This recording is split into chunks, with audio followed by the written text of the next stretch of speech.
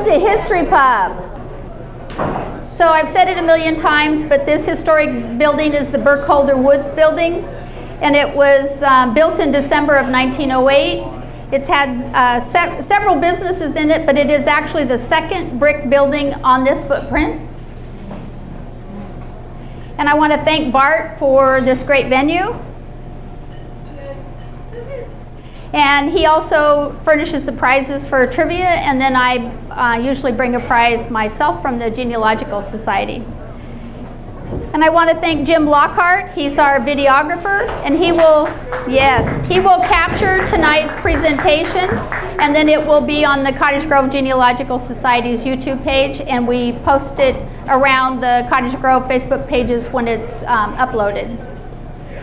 And the partners in history that will continue the history pubs are the Cottage Grove Historical Museum, the Cottage Grove Genealogical Society, the Cottage Grove Historical Society, the Cottage Grove City Library, Bohemia Mining Museum, Singing Creek, Oregon Aviation Historical Society, and a new partner, Spirit of BMD, with Matthew Hewlett as the executive director. Thank you. We have others in our community that support our efforts to preserve local history. The partners have been raising funds to digitize the local Sentinel newspaper for many years, and we would like to solicit donations to be sent to the Cottage Grove Museum, and on the check line please put newspaper digitization. And in March of 2023, the Woodard Family Foundation donated enough for us to digitize 14,000 images, and they are now landing on the Historic Oregon Newspaper Project through the University of Oregon.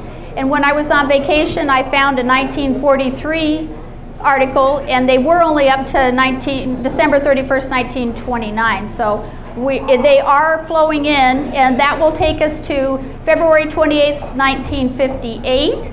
So we have 59 more years to do.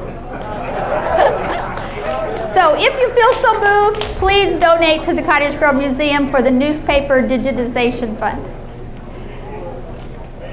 So tonight we have Bill Hoyt. He's our speaker this evening. He and his wife Sharon of 35 years own the Hawley Ranch just south of Cottage Grove. The ranch is almost on the Lane and Douglas County line, and he is the 5th generation to ranch the property. Bill is from the Bitterroot Valley in Montana. He graduated from the University of Montana, served in the U.S. Air Force, and ranched in Montana until he moved to Oregon in 1978 to take over management of the family ranch from the 4th generation. Bill is the past president of the Oregon Cattlemen's Association and currently serves on the Oregon Beef Council. So give a big welcome for Bill Hoyt.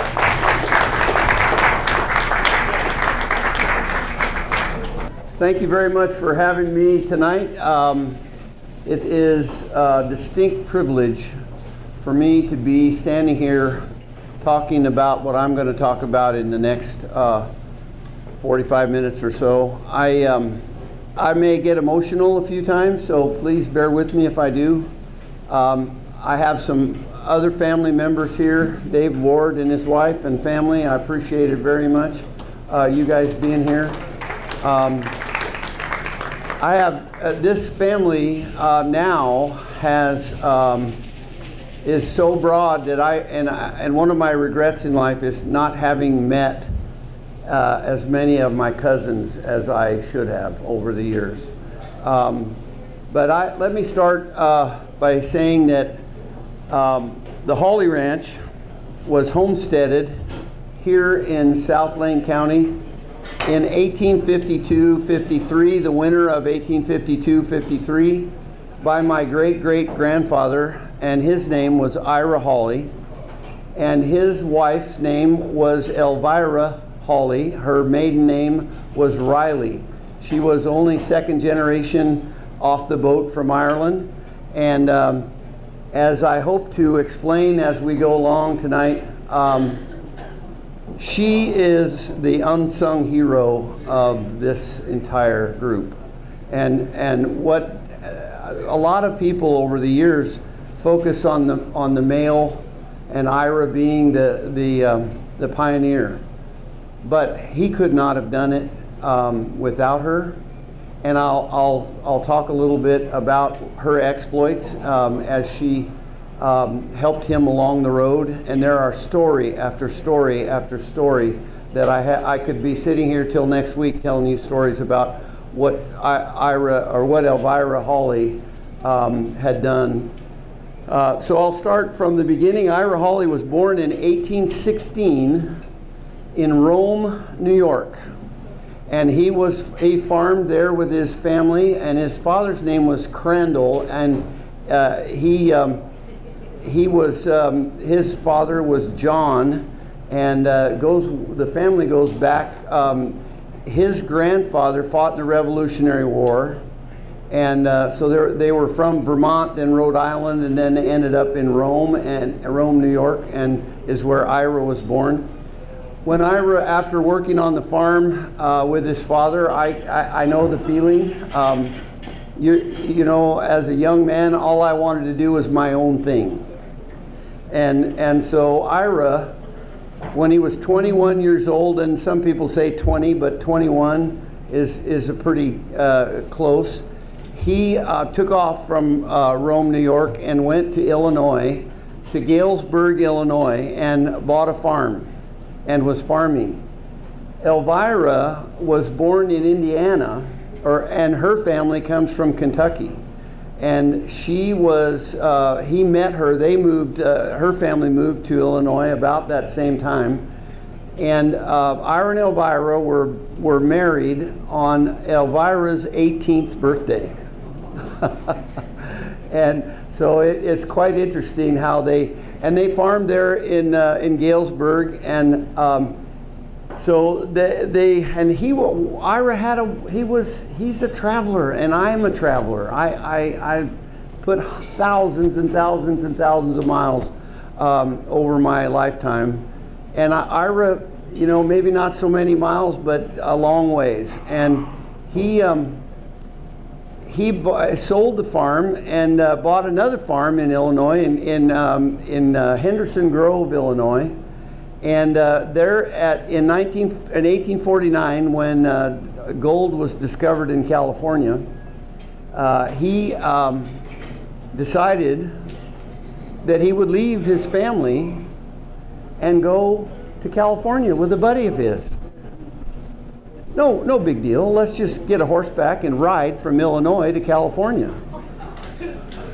And we don't know exactly what's going to happen to us or when we'll be back. And Elvira, you know, in my head, she ends up being started off this story by being a hero. She had 3 children, and the very sad part about it, and the emotional thing for me, is that Ira and Elvira had 12 children born to them in their lifetime. Only 6 lived to be adults. They lost child after child after child, died, which, I mean, just the emotion of that is something that I have a hard time getting my head around. But Elvira was very, very stoic. And she had 2 children and 1 on the way when he left. Now, he was gone from late 1849 until the winter of 51, 52 when he returned. And in that meantime, she had a 3rd child. So when he got home, he had a new son that he hadn't met yet. So he says to her, we're going to go to California.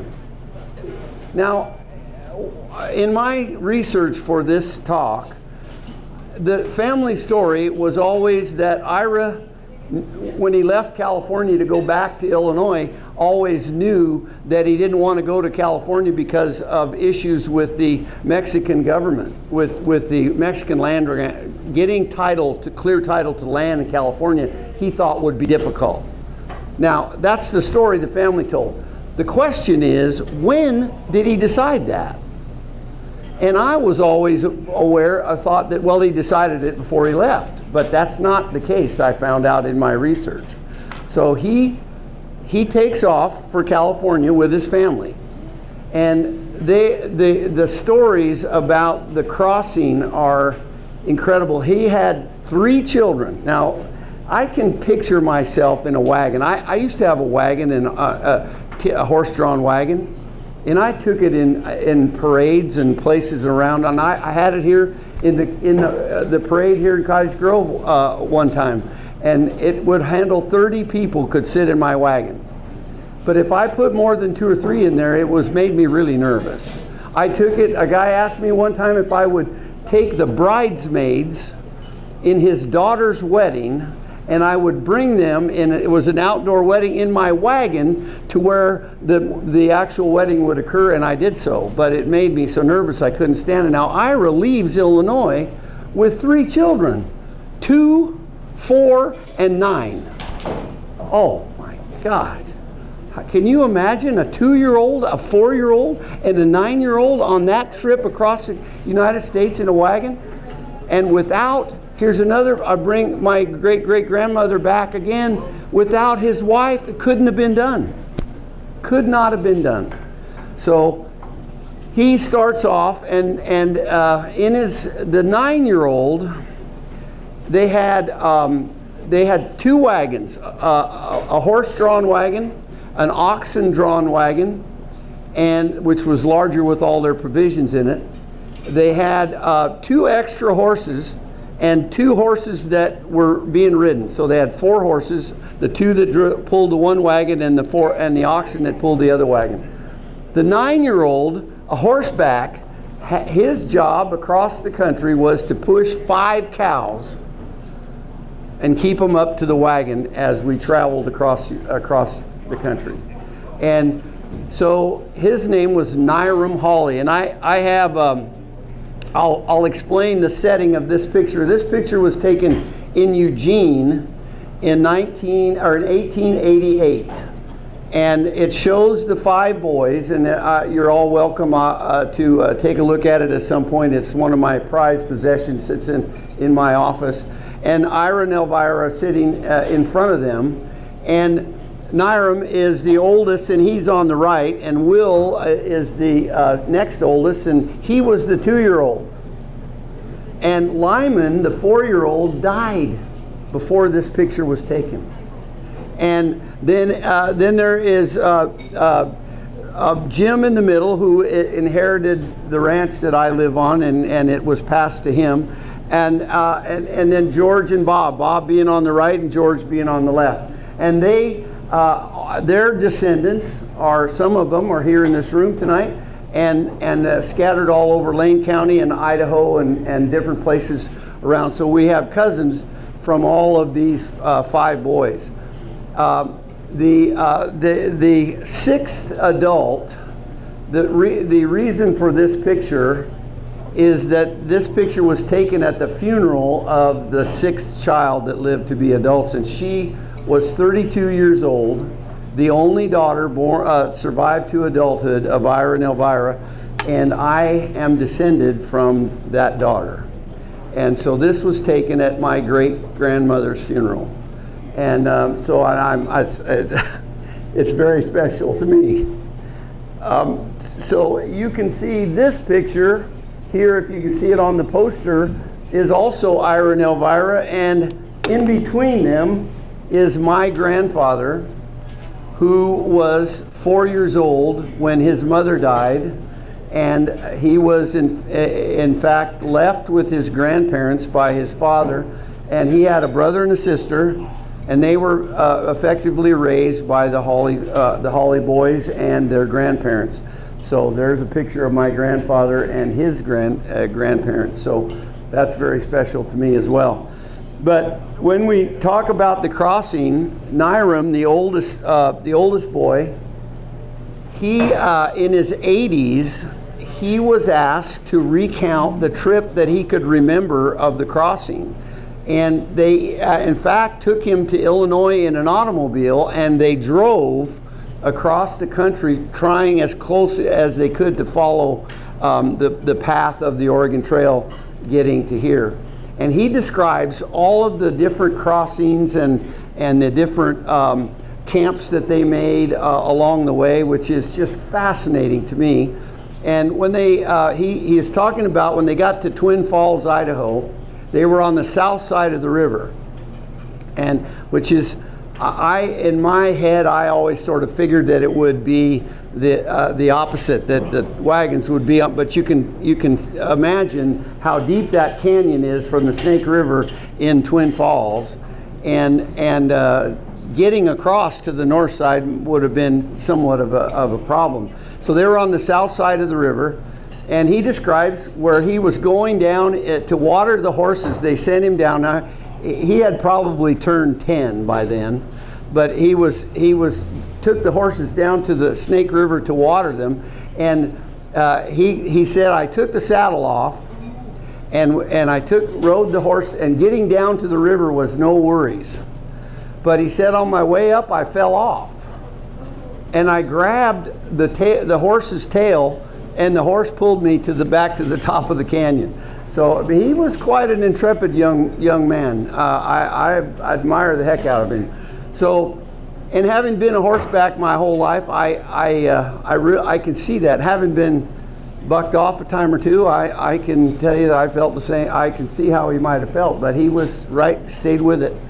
So he describes all these crossings, and when they got to eastern Oregon, what is now the Baker Valley, they went up over the pass to Union. I don't know if those of you know, there's a little road that goes from Prairie City up over the hill and comes down at right at Union, and there's those medicinal hot springs where that are there, and they camped there, and then they went and camped again in La Grande, and they started down. They crossed the river again, and so they're on the east or on the south side of the Columbia, and they're headed down the Columbia River, and he describes all the different crossings, and they forded the Deschutes right at the mouth of the Deschutes, where it shallows up to go into the Columbia. There was a riffle there evidently, and they crossed. They didn't have to be ferried across the Deschutes. But when they got to the Sandy River, they had to be ferried across the Sandy. And so he's writing this story down about all these crossings that he made and all of the trip getting to the Willamette Valley. And so he's talking about when they get to the Sandy River, there's two guys. They cross the river, and they have to be forded across the river, and they look upstream, and there's two guys crossing the river, and one is afoot and the other is a horseback.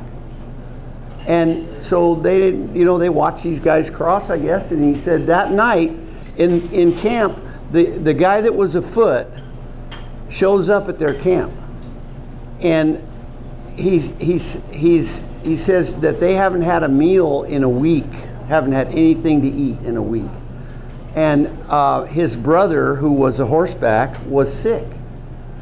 And here again, Elvira steps up. She cooks for them rabbits that they had killed, and she had a bunch of flour. She made biscuits and everything, and gave them enough for several meals after that. And they told the oldest son as they left that this was the best meal they'd had on the whole trip. And the brother, the next morning, evidently the brother that was sick was better. And that brings me to Elvira as they go over the Barlow Road and down into Oregon City, and then they start working their way down the valley.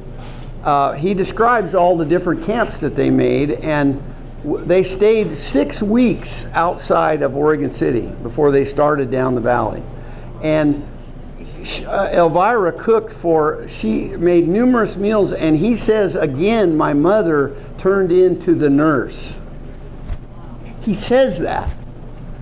And she doctored people that were sick all over. It was just unbelievable. And the story's not done on her yet. So as they're coming down the valley, they camp near Corvallis, what is not Corvallis, but on this side of the river. They camped near Sweet Home, they camped near Lebanon. So it was obvious that they were stayed on the east side of the valley as they came down.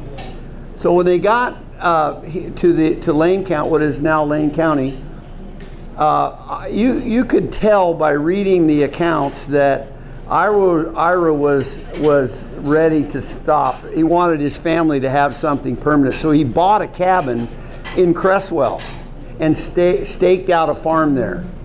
But you could also tell that he wasn't really happy with it.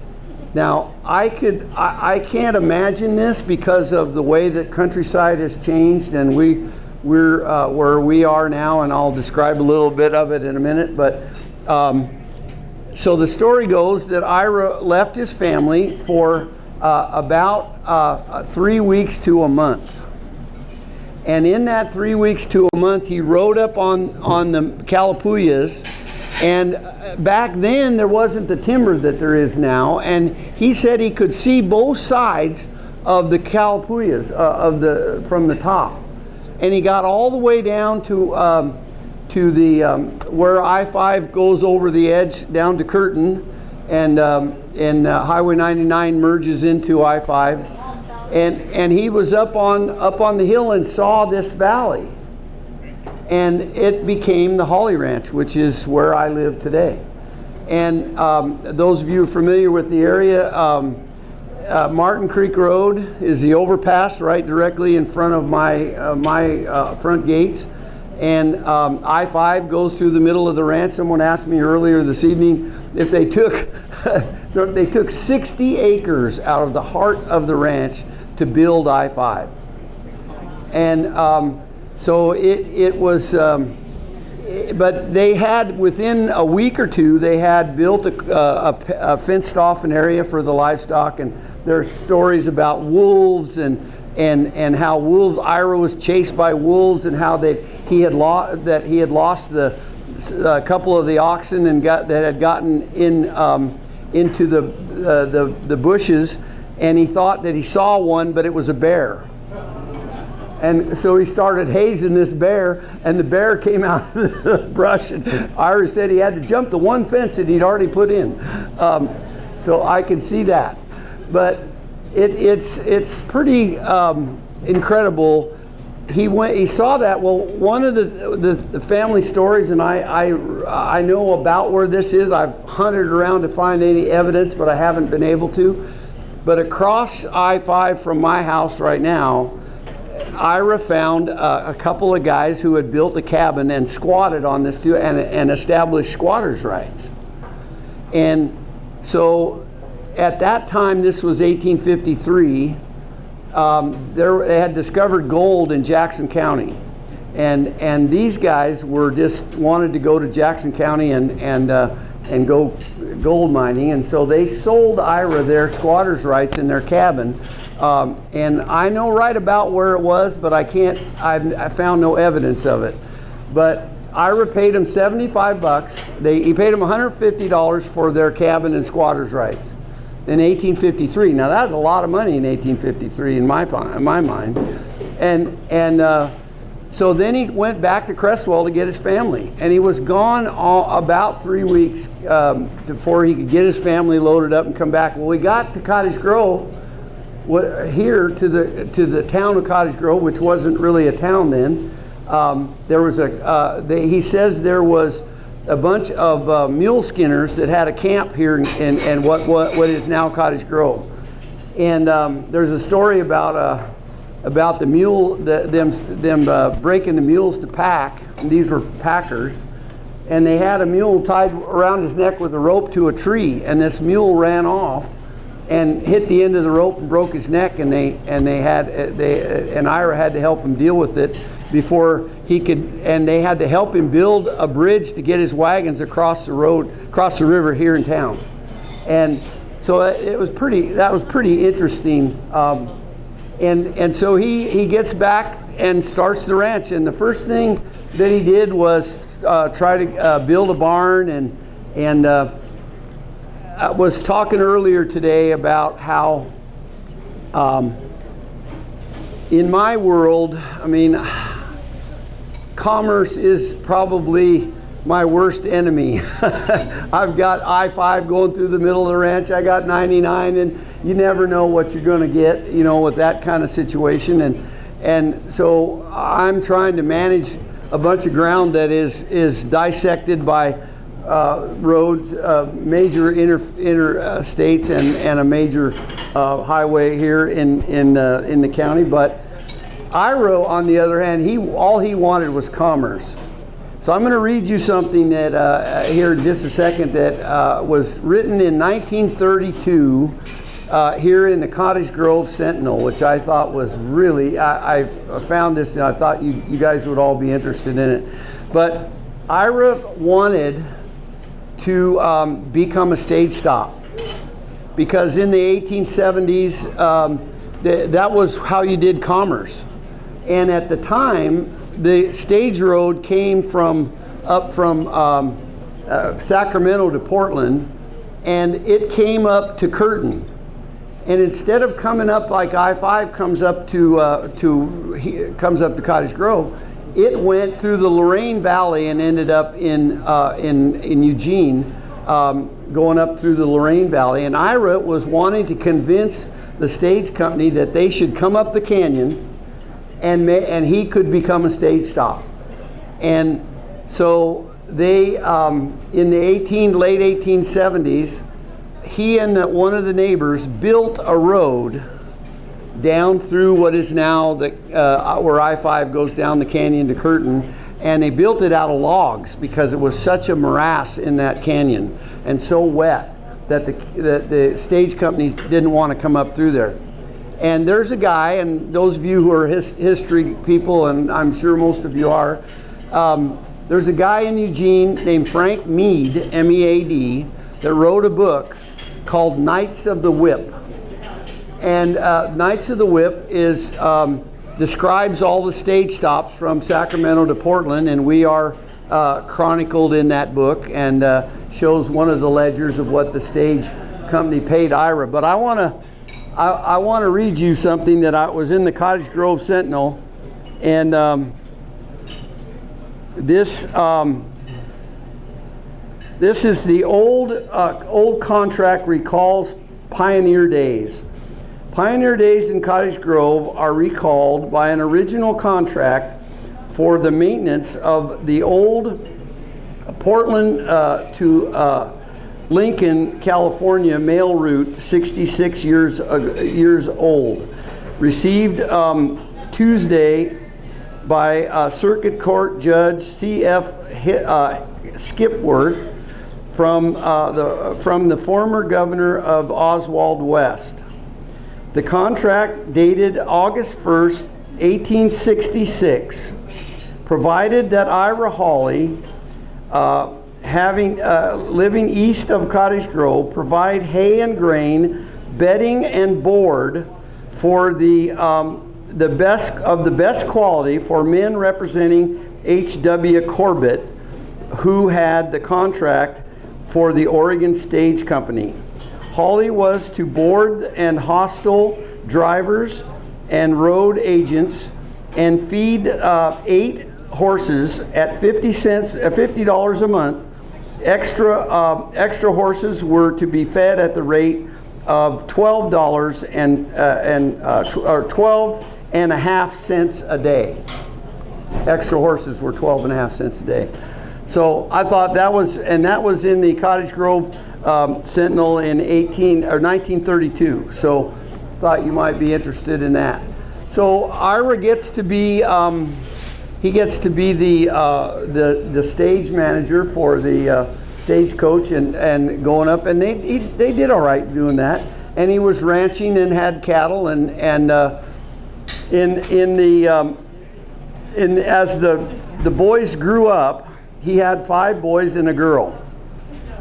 So when the railroad was built down through coming down, there was and I have a picture of him somewhere here in my book, a very, very handsome man, was a steam engine engineer working on the railroad as it was built through Cottage Grove and down to California.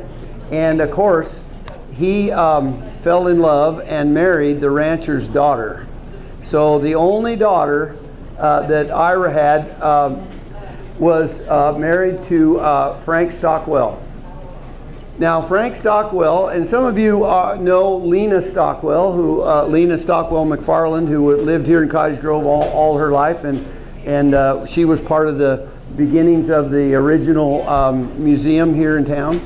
She is Frank Stockwell's oldest daughter, and she happens to be my grandfather's sister. So when I was a very young person, we came to Cottage Grove and to visit Lena, and my grandfather was with us, and we spent time here visiting Lena. But Frank, he takes the rancher's daughter, Ira's daughter, and he takes off on the railroad. Now, what is unsaid is, how did Ira feel about that? Now, I can put myself in that position and say, if some old boy, I don't care how good looking he was, takes my daughter and takes off with her, I'm not sure I'm going to be that happy about it. So they end up building a railroad in Idaho and Montana, and he's up and they're building the railroad from Rexburg, Idaho, up into western Montana, and she gets diphtheria. And so this was in 1883, and Ira and Elvira had moved to Eugene and left the ranch to their youngest son, and they were living in Eugene, and we know about where they were living there in Eugene. They had a city block of, of what is now Eugene. And so this railroad engineer shows back up with his sick wife and at her parents, and she dies. She lived only about 4 months from the time they arrived back here in Eugene until she passed away. And so he leaves his 3 children. I'm sure that he wasn't the most venerated man in the world in their eyes, but he left his 3 children with her parents, and he left. And he was never heard from again. And now, my wife and I this is a family story that's gone on for 100 years on what happened to Frank Stockwell. Well, my grandfather, and when I was very young, it was very obvious that I wanted to get back to the ranch. I was ranching in Montana before I came here. That's all I ever wanted to be, was a cowboy from the time I can remember. And so my grandfather on his deathbed told me, and I will never ever forget his voice saying this to me. He said, I worked my whole life to get off that place, and all you want to do is get back. And I said, yeah, Pop, that's exactly what I want to do. But he hated his father, and he made no bones about it. He felt abandoned, and so he told us all that he was killed. Frank was killed in a train wreck somewhere in New Mexico. That was the story. Well, it turns out that didn't happen. Frank was building a railroad into Old Mexico across the border from Del Rio, Texas, and met another rancher's daughter. And I have a whole set of cousins in Del Rio, Texas that I've never met before. We just found this out not very many years ago. And so Frank, he's buried. I found out that Frank lived a long time and is buried in Old Mexico. So now his first wife, who passed away, she's buried on the ranch here at home. And we have a family cemetery on the ranch, which Dave and we're all on the board of directors of it. And Ira and Elvira and all the generations before me and my great-grandmother, they're all there. So it's a very special place for me to be. But so this picture of the boys and Ira and Elvira was taken at my great-grandmother's funeral. And that was in 1888. And so my grandfather was 4 years old at that point. And here he is, we think, at 10 or 12 years old. So you can see how Ira and Elvira have aged between 1888 in that picture and what you see here. And they passed away not very far apart in 1901.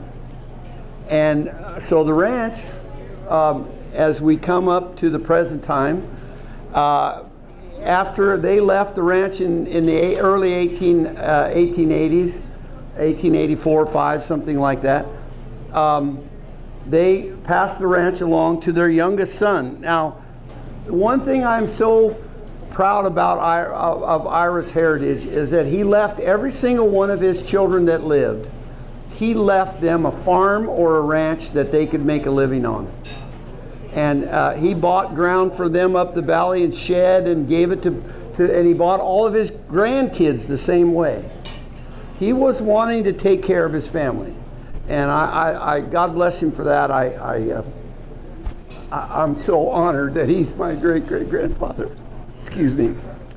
Anyway, so as you go, as Jim takes over and Jim Hawley takes over the ranch in the mid 1880s, and he runs it until the late 1820s, and he passes it along to his only daughter. Survived. He had 2 kids, and his son died very young, and his only daughter never married, and her name was Alcea Hawley.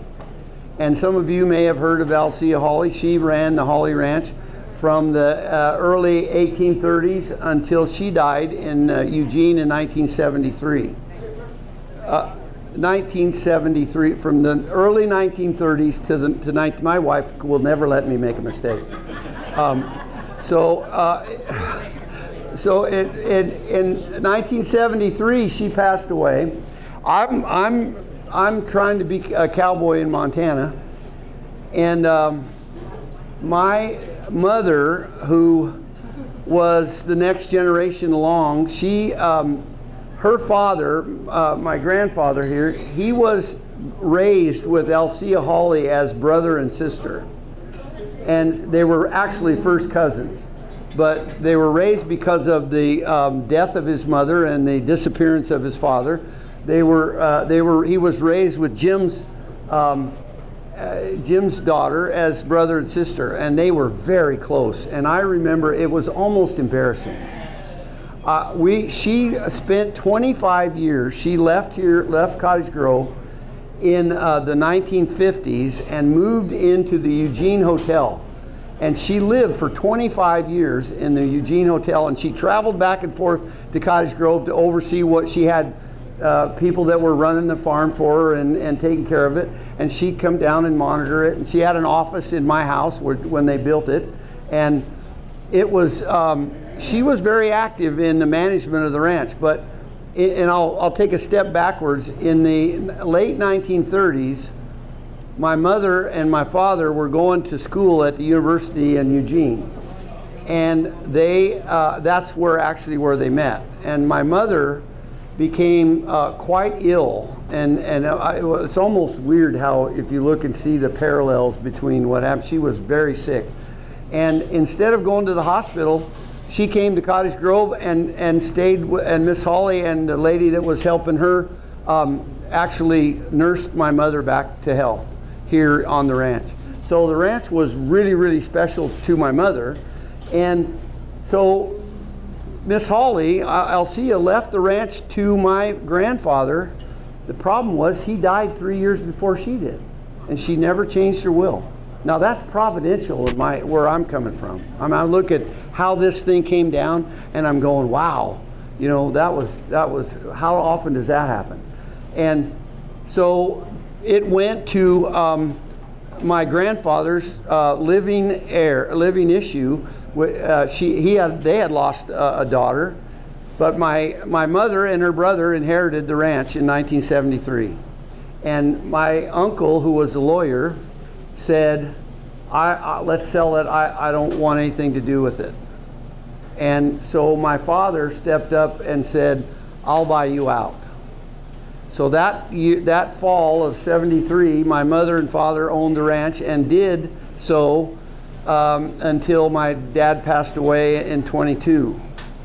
So my mother passed away, unfortunately, not very long, only 2 years later in 75. But interestingly enough, when as they passed this along for the fourth generation, they didn't know nobody in their family had any experience ranching. So I'm happy in Montana. I love Montana. And I'm ranching and I'm building my own place and I'm really happy with it, and it's a struggle, but it's one of those struggles that you just go to bed at night feeling good about yourself. And I get a call saying, you're going to Oregon. I'm going, what? I say, yeah, you're going to Oregon. We're not going to farm this place out anymore to tenant farmers. You're going to run it. You're going to be the first So I became in the late 70s, I became the first person to actively be a member of the family and be managing the Hawley Ranch since the 1950s. So it had been almost 25, 30 years since a family member had actually been part of the management of the ranch. And I had a lot to learn. But 47 years later, here I am. So